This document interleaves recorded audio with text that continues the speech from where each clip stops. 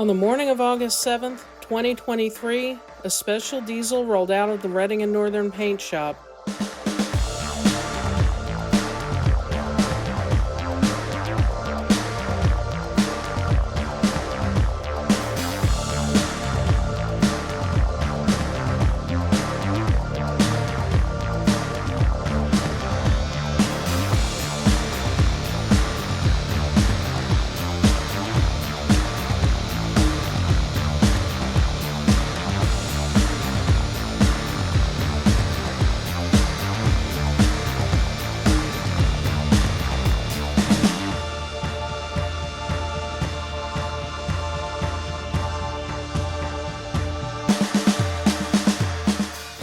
"2023 is an EMD GP38-2 built in 1978 as Conrail number 8214.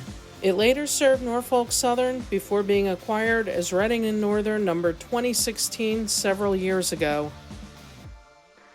It was renumbered as 2023 to mark the year of the railroad's 40th anniversary.